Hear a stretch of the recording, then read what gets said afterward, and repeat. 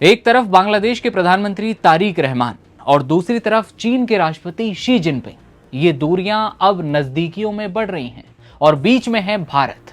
चीन धीरे धीरे बांग्लादेश को अपने सैन्य और राजनीतिक प्रभाव क्षेत्र में खींच रहा है, लेकिन क्या ढाका का चीन की तरफ बढ़ता झुकाव आने वाले वक्त में भारत के लिए बड़ी सुरक्षा चुनौती बन सकता है? वीडियो में जानेंगे कैसे बांग्लादेश के दरवाजे तक चीन का पहुंचना भारत के लिए खतरनाक साबित हो सकता है। सवाल यह भी है कि तारिक रहमान ने भारत से पहले मलेशिया और चीन को ही क्यों चुना, क्योंकि फरवरी के महीने में भारत के प्रधानमंत्री नरेंद्र मोदी ने तारिक रहमान को नई दिल्ली आने के लिए न्योता भेजा था। इस इनविटेशन के बावजूद तारिक रहमान ने प्रधानमंत्री बनने के बाद अपने पड़ोसी भारत को छोड़कर सीधे चीन, मलेशिया को फर्स्ट प्रायोरिटी पर रखा। भारत को फिलहाल यात्रा में शामिल ना करना और इस पर कयास लगाना भले थोड़ी जल्दबाजी हो, लेकिन इसे कूटनीतिक संतुलन साधने की कोशिश के तौर पर देखा जा रहा है।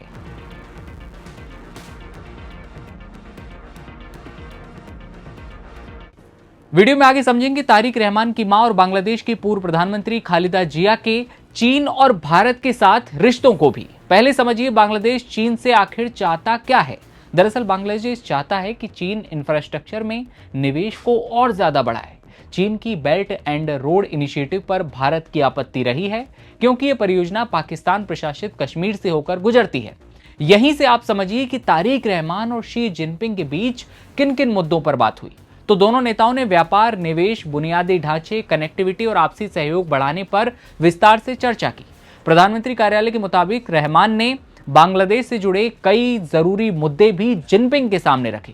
इस मुलाकात में तिस्ता परियोजना, व्यापार और निवेश जैसे मुद्दों पर गंभीर चर्चा हुई। साथ ही दोनों देशों के बीच 2 समझौतों और 13 समझौते ज्ञापन यानी कि MOU पर साइन भी हो चुके हैं।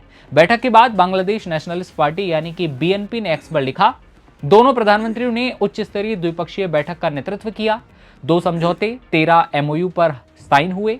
यह बांग्लादेश चीन सहयोग और साझेदारी को नई मजबूती देने की दिशा में एक बड़ा कदम है। रिपोर्ट्स ये कहती हैं कि बांग्लादेश चीन से 24 अति आधुनिक J-10CE लड़ाकू विमान खरीदने की तैयारी में है। यही नहीं, ड्रोन तकनीक और दूसरे सैन्य सहयोग को लेकर भी बातचीत चल रही है। लेकिन अब सवाल यह कि चीन बांग्लादेश के करीब आने से भारत की टेंशन कैसे बढ़ेगी। दरअसल जिन 24 J-10CE लड़ाकू विमानों की खरीद और अलग से ड्रोन UAV तकनीक हासिल करने की समझौते की बात यहां पर हो रही है, वही टेंशन का मुद्दा है, क्योंकि J-10CE चीन का वही फाइटर जेट है जिसे वो अपनी वायुसेना की रीढ़ मानता है। और अगर ये विमान बांग्लादेशी वायुसेना का हिस्सा बनता है तो दक्षिण एशिया का सामरिक समीकरण बदल सकता है। एक्सपर्ट ये कहते हैं कि अगर भविष्य में इन विमानों की तैनाती भारत के पूर्वी सेक्टर या सिलीगुड़ी कॉरिडोर के आसपास होती है तो भारत को अपनी सुरक्षा रणनीति में नए सिरे से बदलाव करने पड़ सकते हैं। सिलीगुड़ी कॉरिडोर, जिसे आम भाषा में हम लोग चिकन नेक नाम से समझते हैं, महज 20 से 22 किलोमीटर चौड़ा वो इलाका जो पूरे पूर्वोत्तर भारत को देश के बाकी हिस्सों से जोड़ता है, यानी ये भारत की रणनीतिक लाइफलाइन भी है। और अगर भारत के दोनों तरफ चीन और उसके करीबी देशों की सैन्य मौजूदगी बढ़ती है, डिफेंस फोर्सेस बढ़ती हैं, तो नई दिल्ली के लिए ये गंभीर सुरक्षा चुनौती बन सकता है। अब आपको ये बता दें कि तारिक रहमान की मां और बांग्लादेश की पूर्व प्रधानमंत्री खालिदा जिया ने चीन की कुल 9 बार यात्रा की थी, कुल 9 बार। और उन्हीं नक्शे कदम पर बेटे तारिक रहमान चल रहे हैं, जिनमें 5 यात्राएं प्रधानमंत्री के तौर पर खालिदा जिया ने की।